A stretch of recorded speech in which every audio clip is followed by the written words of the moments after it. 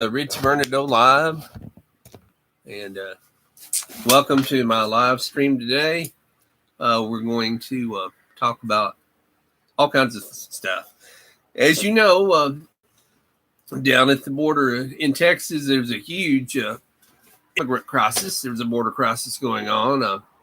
There's federal troops down there. Governor Abbott sent down some National Guard. There's already thousands of people that are pouring across the border. It's going to get worse when Title 42 ends. Look all this up. There's news stories all over YouTube and all over the internet that you can watch regarding all of this. In the meantime, the inflation situation nationwide is not getting any better anytime soon. Go in the grocery store anywhere, any town. Doesn't matter whether you're in Florida going into Publix or whether you're in Texas going into Kroger's or whether you're going into an HEB store. Any state, this is rampant all over. Inflation, prices of goods considerably higher than they were even a couple of months ago. That's not changing. In fact, that's just going to continue to get worse. There is a banking crisis. The mainstream media is not being completely forthcoming on that. Some more banks were rescued the other day. The feds have to come in and prop up and rescue failing banks. And if you investigate this and, go into Google or Bing or Yahoo News, whatever your search engine of choice may be, and just Google banking crisis United States, recent banking crisis, recent bank issues, whatever, you'll pull it up. The Fed Now still looms. I hear different things. July, August, September, the rollout of Fed Now, that is a precursor for CBDC. There's all kinds of reasons why you as an individual do not want a central bank being able to monitor and control, limit your buying power or your funds, or maybe they can decide when and where and how much you can buy of certain items. Oh, maybe you go to the grocery store and you bought enough potatoes this week. We're not going to let you buy any more potatoes. And all this would be done centrally, electronically, digitally, instantly. Your funds will just be cut off for that particular item. Or maybe they're cut off. Maybe your food allowance this week gets cut off. There are endless permutations that they can use to try to control your transactions. It's not a good thing in any way. And just follow the money trail. Just look at who benefits from a CBD system. Look at who benefits from consolidating the banks, getting rid of the regionals. What if we do end up with 6 or 8 super banks, such as Wells Fargo, Chase, Bank of America? What if we just end up with several big players, and then this CBDC digital currency comes in? There's all sorts of ramifications. Meantime, on the world stage, there's the Ukraine war going on. That's a huge humanitarian crisis as well. The people in the Ukraine suffering. I'm sure Russian people are suffering as well. It's a big problem.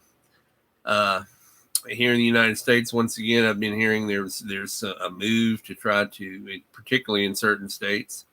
And Squirrel Tribe did a video about this the other day.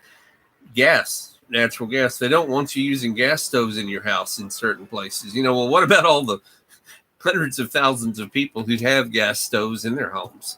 What about the people who have gas heaters? They want to do away with that in certain places and make everything all electric. And guess what? If you've got a smart meter and they decide they want to cut the power on you, you've been using this appliance too much this month, or you're using too much energy, we're going to ration or limit your energy. Maybe they'll just cut your lights off at 8 o'clock every night and not turn them back on until 8 o'clock the next morning. They can do that, if they want to. If we get into a situation where they're trying to control and ration energy, just remember back in the 70s when gasoline was, there's some of you out there that can remember this, when gasoline was limited. I remember one of the ways they did it is if your license plate was odd numbered, you could only buy gas on certain days, like Monday, Wednesday, or Friday.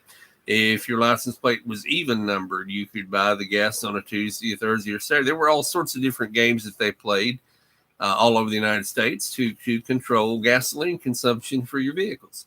there's just so many different ways that those who are in power can exert their control and influence into your life, into your financial life, into your social behavior. That's the danger of a social credit scoring system like they have in China. And boy, would they like to do that over here. And in fact, to some degree, your credit rating already does that.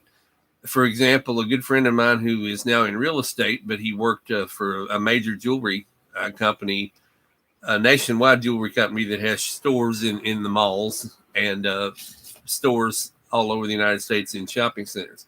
It's one of the major jewelry companies.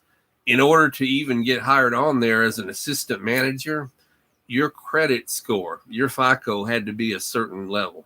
And their logic was that if a person's credit score is below a certain number, that person is more likely to steal or embezzle from the company. That was the logic that they used to determine whether or not to hire somebody based on their FICO score, based on their credit rating. Already your credit rating is being used to determine whether you get a particular job or not just in the jewelry industry. There's other ways. It's used to keep you in or out of an apartment. You go to try to rent an apartment, and if your credit score isn't a certain number, that leasing agency may not allow you to rent that apartment. So, why do we need a social credit score when what we've got already is bad enough? But don't be surprised if they try to push a social credit scoring system here in the United States. And the big corporations would love that. That's just another way to control, manipulate people. The carrot and the stick. Reward somebody for behavior that we want. Reward somebody for speech that we want. Penalize them or fine them for behavior or speech that we don't want. That way we can control the masses. That way we, the ruling billionaire banking class, can control the behavior of the masses. And this is my comment for today. This is Rich Vernadeau on the Rich Vernadeau channel. Please subscribe to me on Rumble. Please give me a like, and please share my videos out to others. I need more subscribers on Rumble. Come see me there. Thank you very much.